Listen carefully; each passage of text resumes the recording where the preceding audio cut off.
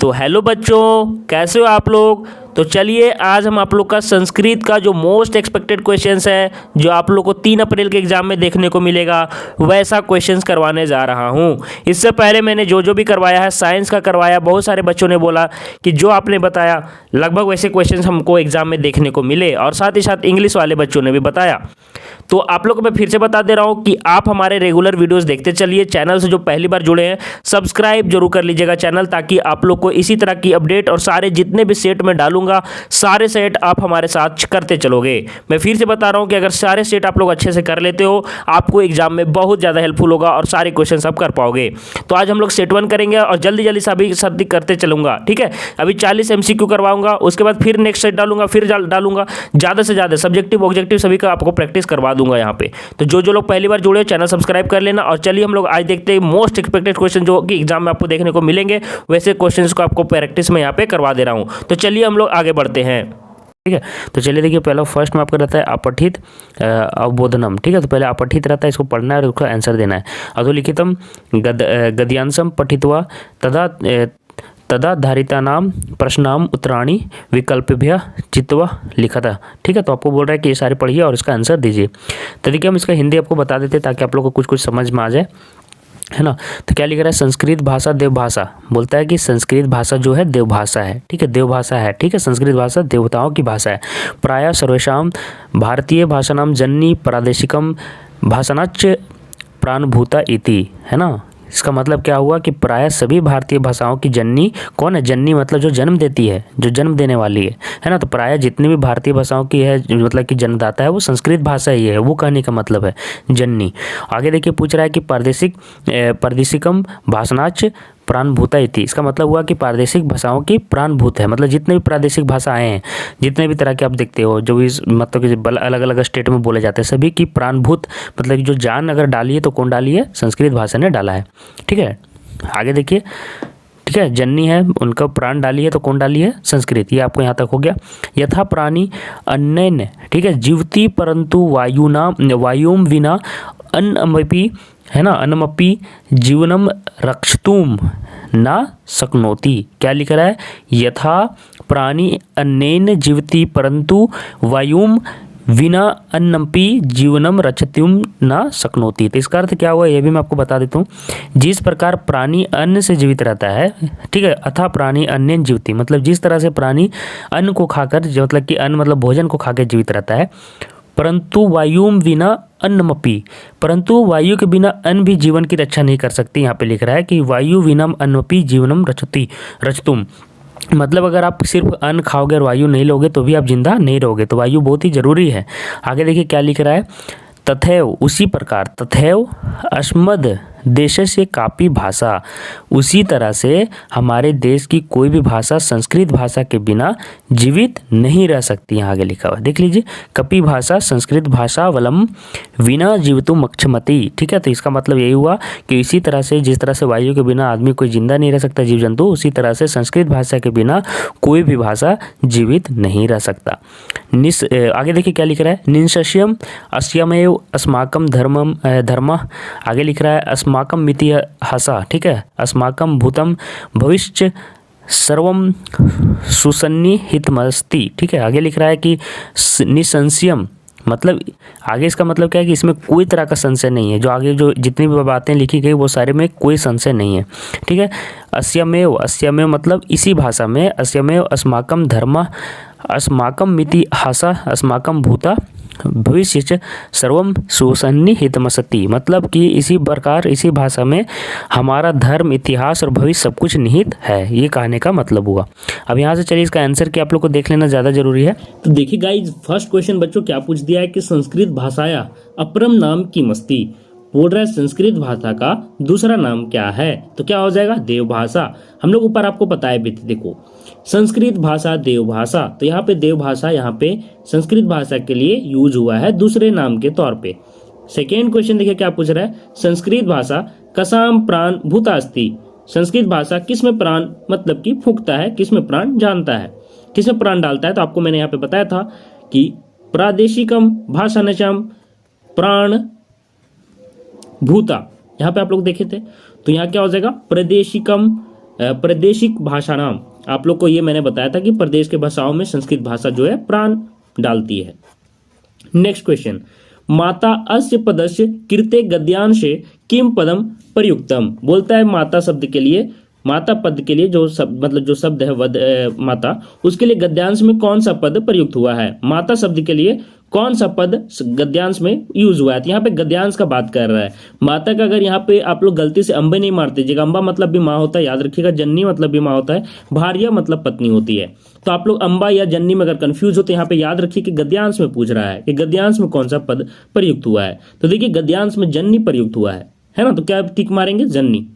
तो जन्नी हमारा आंसर हो जाएगा घ ऑप्शन। ठीक है, तो ये सारे चीज ध्यान देने की बात है। रक्षितुम इति पदे का प्रत्यय प्रयुक्ता। रक्षितुम इस पद में कौन सा प्रत्यय प्रयुक्त हुआ है। तो प्रत्यय क्या होते हैं, प्रत्यय किसी भी शब्द के पीछे लगते हैं, और उपसर्ग क्या होते हैं, उपसर्ग किसी भी शब्द के आगे लगते हैं। तो ये दोनों चीज याद रखिएगा। तो यहाँ पे प्रत्यय रक्षितुम में क्या लगा है, तुमून। क्या लगा है, तुमून। तो खा ऑप्शन बिल्कुल करेक्ट हो जाएगा। तो इस तरह के क्वेश्चन अगर आते एग्जाम में तो गलत आप नहीं कीजिएगा। नेक्स्ट क्वेश्चन, भूतम इति पदस्य विपरीतार्थकम पदम गद्यांशात चित्वा लिखत। बोलता है कि भूतम शब्द के लिए कौन सा विपरीतार्थक पद गद्यांश में यूज किया गया है। तो भूतम, भूतम मतलब क्या होगा। तो देखिए ये आप लोग को होमवर्क अगर मैं चाहूँ तो दे सकता हूँ, तो आप लोग थोड़ा सा कमेंट जरूर करना कि भूतम का यहाँ पे विपरीतार्थक शब्द कौन सा पद युक्त किया गया है।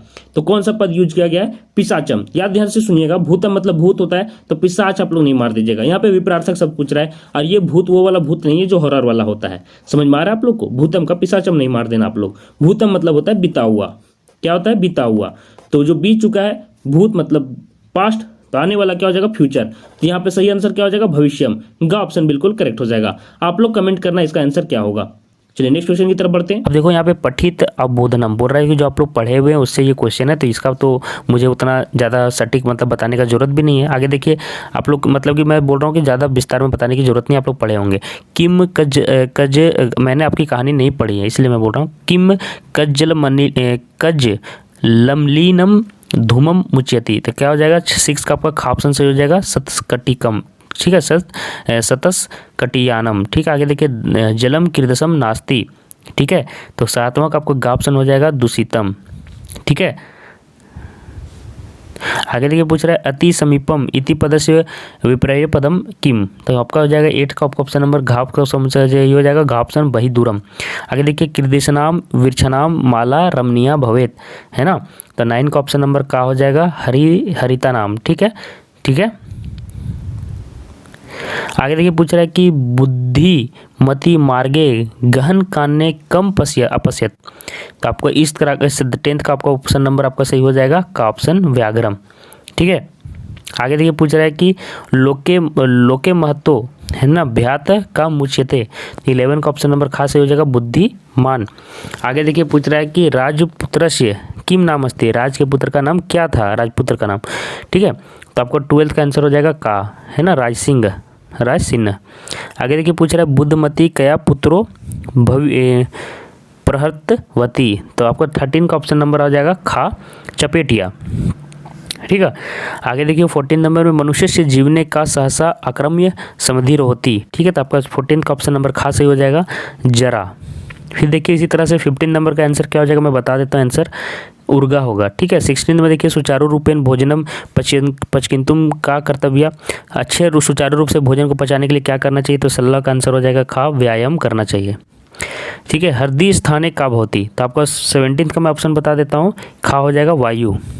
ठीक है, चारों तरफ कौन है। आगे देखिए त्रिदशाधिपा का अस्ति, है ना, तो क्या हो जाएगा त्रिदश मतलब 13। तो देखिए यहाँ पे आपको 18 का ऑप्शन नंबर खास ये हो जाएगा इंद्र, है ना। सुरभे कति पुत्र आसन, सुरभे कति पुत्र आसन कितने पुत्र थे, तो आपका 19 का ऑप्शन नंबर घा हो जाएगा सहस्रम मतलब 1000। सहस्रम मतलब 1000 होता है, शतम मतलब 100 होता है, याद रखिएगा। आगे देखिए पूछ रहा है कि सर्वेशो पतेशो जननी कृदसी भवती किस तरह की होती है। ठीक है, सभी की माता किस तरह की होती है, जननी मतलब माता। तो 20 का ऑप्शन नंबर गा से हो जाएगा तुल्यवत्सल्या, है ना, तुल्यवत्सल्या।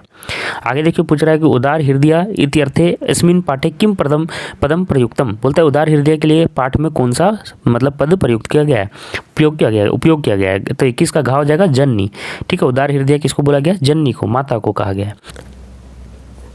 यहाँ देखिए खंडगा में पूछ रहा है, आप लोग को दिया हुआ है अनुप्रयुक्त व्याकरण से यहाँ से क्वेश्चंस रहेंगे। निर्देश दिया जा रहा है। अधोलिखित नाम रेखांकित पदनाम संधिम विच्छेदम व विकल्प भी चित्वा लिखत। नीचे दिए गए रेखांकित पदों के है ना संधि या संधि विच्छेद आपको बताना है कि कौन सा विकल्प सही होगा। पवना सने सने चलती, पवन धीरे धीरे चलता है। पवन के लिए यहाँ पे संधि विच्छेद कौन सा होगा? तो याद रखिए पौ जोड़ अनह पवन हो जाएगा। याद रखिए कि संस्कृत और हिंदी अगर आप संधि से अच्छे कर लेते हो तो संस्कृत और हिंदी के व्याकरण आपको अच्छा हो जाएगा। संधि विच्छेद विशेष रूप से तैयारी कर लेना आप सभी बच्चों को जरूरी होता है। नेक्स्ट क्वेश्चन, हे प्रभो तस्मै सन्मति देहि, हे भगवान सतमति दो। तो सन्मति का क्या होगा? सत जोड़ मतीम, सद्बुद्धि देना, सत जोड़ मतीम क्या हो जाएगा? सत जोड़ मतीम। चलिए नेक्स्ट क्वेश्चन की तरफ बढ़ते हैं। सर्वे जना जगत नाथम प्रणमंती, बोल रहा है कि सभी लोग जगत के नाथ को प्रणाम करते हैं। तो जगत नाथम ता जोड़ना, तो आप लोग संधि विच्छेद में देखोगे ये आधा ना में बन जाता है और आधा नाना संयुक्त लग जाता है। क्या बन जाएगा? जगन्नाथम। याद रखिएगा जगतनाथम नहीं कर देना है, जगन्नाथम ये आंसर आप लोग का बिल्कुल करेक्ट हो जाएगा। तो ऐसे क्वेश्चंस में गलत करना आपको नहीं है। चलिए नेक्स्ट क्वेश्चन, देवर्षि नारद पूज्य हस्ती, देवर्षि नारद पूज्य हैं। देवर्षि के लिए पूछ रहा है कि संधि विच्छेद क्या होगा? क्या हो जाएगा? देवजोड़ ऋषि, देवजोड़ ऋषि ही, देवर्षि ही बन जाएगा, है ना। तो इसके लिए संधि विच्छेद आप लोग को कैसे करना है देखते चलिएगा। वागीसा नित्यम विद्यालयम गच्छति, यहाँ पे वागीसा का पूछ रहा है कि संधि विच्छेद क्या होगा? तो याद रखिएगा कि का और जोड़ ई है ना, का वर्ग में गा तीसरा स्थान में आता है तो तीसरे स्थान के गा में चेंज हो जाता है। संधि विच्छेद आप लोग करोगे तो इसमें आप लोग को समझ में आएगा। तो यहाँ पे का जोड़ ई तो क्या हो जाएगा? वागीसा। क्या हो जाएगा? वाक जोड़ ईसा बनेगा। वागीसा का क्या होगा संधि विच्छेद? वाग जोड़ ईसा, वागीसा। चलिए नेक्स्ट क्वेश्चन की तरफ बढ़ते हैं। अब यहाँ पे देखिए नीचे दिया हुआ है निर्देशा अधोलिखित वाक्येषु रेखांकित पदनाम समासम विग्रहम व विकल्प भी चित्वा लिखत। बोलते हैं जो भी रेखांकित पद हैं उसके आपको समास या समास के विग्रह लिखने हैं। त्वम शक्तिम अनतिक्रम्य एव कार्यम कुरु, क्या हो जाएगा? यहाँ पे शक्तिम अनतिक्रम्य का आपको समास पूछ रहा है कि क्या होगा? क्या हो जाएगा? यथाशक्ति, जिसमें बहुत ज़्यादा शक्ति हो, यथाशक्ति। नेक्स्ट क्वेश्चन देखिए, रामा मृगस्य पश्चात धावती, मृगस्य पश्चात, मृगस्य पश्चात के लिए यहाँ पे हम लोग क्या यूज करेंगे? अनुमृगम। क्या यूज करेंगे? अनुमृगम सही आंसर होगा। आगे देखिए, शक्रा देवाधिपति अस्ति, देवाधिपति होना है ना, तो क्या हो जाएगा? देवानाम अधिपति। ग ऑप्शन बिल्कुल करेक्ट हो जाएगा। ये वाला पोर्शन थोड़ा सा अच्छे से देख लेना, ये पोर्शन में आप लोग को डिफिकल्टी हो सकता है, इसकी प्रैक्टिस आप लोग सभी सेट में कर देना। यहाँ पे मैं जो सेट ले रहा हूँ उसके बाद भी काफ़ी सेट्स लूँगा, तो चैनल से पहली बार जुड़े तो चैनल सब्सक्राइब कर लो। मैं फिर से बता रहा हूँ, फिर सेट 2 सेट 3 जितना करोगे, जितना प्रैक्टिस संस्कृत में करोगे उतना से ज़्यादा मैं करवा रहा हूँ। और टेलीग्राम ग्रुप से जो नहीं जुड़े जुड़ जाना। क्या नाम है टेलीग्राम ग्रुप का? बोर्ड आभा ही नाम है, जो चैनल का नाम है ना बोर्ड आभा, BOARD बोर्ड आभा। सर्च कीजिएगा, टेलीग्राम ओपन करके ऐप बोर्ड आभा और ब्रैकेट में है जैक बोर्ड, जाके जुड़ जाइए आप लोग, ठीक है, फ़ायदा होगा आप लोग को। माता पितरो प्रणम्य कार्याभ्या कुरु, मीता क्या बोल रहा था? देखिए, माता पितरो प्रणम्य कार्यारंभा कुरु, बोलता है माता पिता को प्रणाम करके कार्य आरंभ करो। तो माता पितरों के क्या लगेगा? माता चा पिता चा, माता और पिता, तो क्या लगेगा? माता चा पिता चा। तो ये आप लोग को यूज करने आना चाहिए। पानी चा पादो चा एतेषाम समाहारा प्रक्षाल्य भोजनम करणीयम, तो यहाँ पे पानी चा पादो चा एतेषाम समाहारा के लिए कौन सा यूज़ होगा? तो पानी पदाम। क्या हो जाएगा? पानी पदाम। तो ये सारे क्वेश्चंस आप लोग को इस प्रकार से करने थे, ठीक है। अब आगे देखो, यहाँ से फिर से यहाँ पे प्रकृति प्रत्यायम योजनम विभज्य, आपको उच्चतम उत्तरम विकल्प भेन चित्वा, फिर से वहाँ पे लिखना है कि कौन सा आपको यहाँ पे मतलब कि प्रत्यय उर्त्यय लगा है, सभी चीज़ देखना है। तो जल जोड़ पातुम, तो आपको भी मैंने बताया कि 32 का आपको ऑप्शन नंबर घास हो जाएगा। तुमुन लगा हुआ है, पा जोड़ तुमुन, यहाँ पे पाठ जोड़ करता होता पठितवा है ना, तो आपको 33 का हो जाएगा गा ऑप्शन पठितवा, मैंने भी बताया। आगे देखिए, सीता पुस्तकानी अनिल्यप, देखिए यहाँ पे लेप जो आपका प्रत्यय है वो उसके लिए कौन सा आंसर सही होगा? याद रखिएगा लेप के लिए तो 24 का ऑप्शन नंबर आपका सही हो जाएगा। घा ऑप्शन बिल्कुल सही हो जाएगा। अनि है, याद रखिए अनिलेप, या लास्ट में रहता तो लेप लगता है। आगे देखो, मार्गेचा फुतकारम किरी पड़ जोड़ सत्रीम, तो आपका 35 का हो जाएगा? कुरवन, ठीक है। आगे देखो 36 में जो पूरा जाए उसका आंसर क्या हो जाएगा मैं बता देता हूँ, सेवमाना, ठीक है। अब आगे देखो क्या पूछ रहा है, फिर पूछ रहा है प्रदत्त विकल्प या उचितम अव्यय पद लिखना। अव्यय पद आपको लिखना है, याद रखिए। तो अहम विद्यालयम गमिष्यामि, तो गमिष्यामि मतलब भविष्य काल की बात हो रहा है, ठीक है। तो कल, आने वाला कल लगेगा कि बीते वाला कल लगेगा, तो आने वाला कल लगेगा। तो आपको आने वाला कल का इंग्लिश होता है स्व, याद रखिएगा। स्व मतलब होता है कल, ठीक है, आने वाला कल। तो हम स्व विद्यालयम गमिष्यामि जाऊंगा। 38 में देखिए ब्लैंक रविवार आसित। आसित यहाँ पे मतलब कि प्राचीन काल का बात किया जा रहा है, मतलब कि बीता हुआ समय का। तो 38 का आपका आंसर हो जाएगा का। हया, हया मतलब कल, कल रविवार था, तो हया मतलब भी कल होता है, बीता हुआ कल। आगे देखो पूछ रहा है गिरहात ब्लैंक खाली जगह मार्क्रिड। तो आपको 39 का आंसर हो जाएगा बही, है ना, गिरहात बही, घर से बाहर खेलना। आगे देखो विरदा पुरुषा ब्लैंक दिया हुआ है चलती। तो 40 का ऑप्शन हो जाएगा सनह, सनह मतलब धीरे धीरे चलता है। तो ये सारे अव्यय पद हैं, आप लोगों को हिंदी में भी काम आएगा, सनह, सनह, आपको बही, है ना। तो ये सारी चीज़ मैंने आपको बता दिया। आशा करता हूँ आपको समझ में आ गया होगा। इसी तरह से मैं बाकी सेट्स लाऊंगा, साथ ही साथ ऑब्जेक्टिव के साथ साथ सब्जेक्टिव भी करवाऊंगा। तो जो जो लोग पहली बार चैनल से जुड़े, सब्सक्राइब करने में बार बार बोल रहा हूँ, आप लोग को सारे सेट्स बना के जाने हैं और टेलीग्राम ग्रुप में जुड़ जाना है, ठीक है। तो सारे सेट्स यहाँ पे धीरे धीरे आपको करके मिलते जाएंगे। तो आपको आने वाले आगामी एग्जाम के लिए शुभकामनाएं। आप लोग ध्यान से पढ़ो, सारी चीज़ें कवर करो, आपका एग्जाम अच्छा जाएगा। हमारी तरफ से बेस्ट ऑफ लक।